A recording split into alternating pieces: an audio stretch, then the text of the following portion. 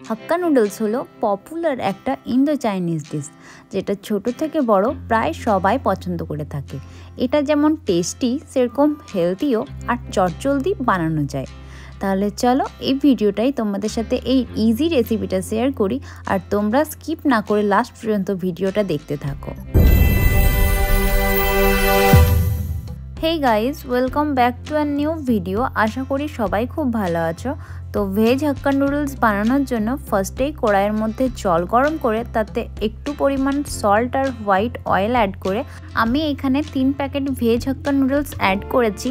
আর এটা তো কুকড হতে খুব বেশি টাইম একদমই লাগে না, 5 থেকে 7 মিনিটের মধ্যে এটা একদম ভালোভাবে প্রিপেয়ার্ড হয়ে যায়। আর যাতে ওভারকুক না হয়ে যায় সেজন্য গ্যাসের ফ্লেমটাকে লো টু মিডিয়ামে রাখতে হবে। পারফেক্টলি বয়েলড হয়ে গেলে জলটাকে ড্রেন আউট করে নুডলসটাকে এক সাইডে রেখে দিলাম। আর এদিকে দেখো, আজ আমি হাতের কাছে অনেকগুলো ভেজিস পেয়েছি বলে সবগুলোকেই স্লাইস করে নিয়েছি।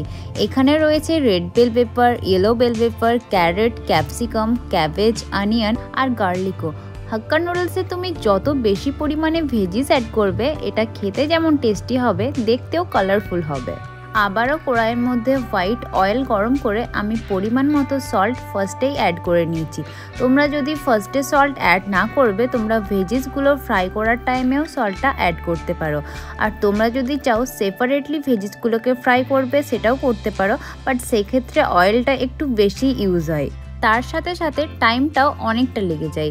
আমি টাইম আর অয়েল দুটোকেই একসাথে বাঁচানোর জন্য সব ভেজিসগুলোকে একসাথে ফ্রাই করছি। ভেজিসগুলোকে বেশ খানিকক্ষণ ফ্রাই করার পর আমি এখানে পরিমাণ মতো মশলা অ্যাড করেছি।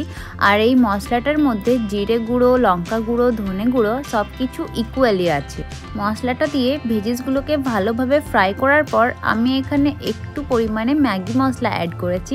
তোমরা যদি ম্যাগি মশলা ইউজ না করতে চাও, তোমরা এখানে ব্ল্যাক পেপার পাউডার ইউজ করতে পারো, বা তোমরা যে কোনো ধরনের সবজি মশলাও ইউজ করতে পারো।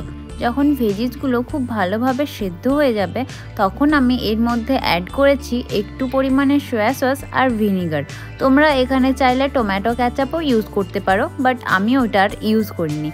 এবার সয়া সস আর ভিনিগার অ্যাড করার পর আবারও সবজিগুলোকে বেশ কিছুক্ষণ নেড়ে চেড়ে ভেজে নিতে হবে। ভিনিগার আর সয়া সস অ্যাড করলে যেমন আলাদা একটা টেক্সচার পাওয়া যায়, সেরকম নুডলসটাও খুব জুসি লাগে। যারা একদম ড্রাই নুডলস পছন্দ করো, আমি সাজেস্ট করব তাদেরকে ভিনিগারটা না অ্যাড করতে। তো দেখো, এবার আমার ভেজিসগুলো ফ্রাই করা একদম কমপ্লিট হয়ে গেছে। এবার আমি এর মধ্যে নুডলসটাকে অ্যাড করলাম আর দুটো স্টিক নিয়ে নুডলসটার সাথে ভেজিসগুলোকে ভালোভাবে মিক্স করে দিলাম।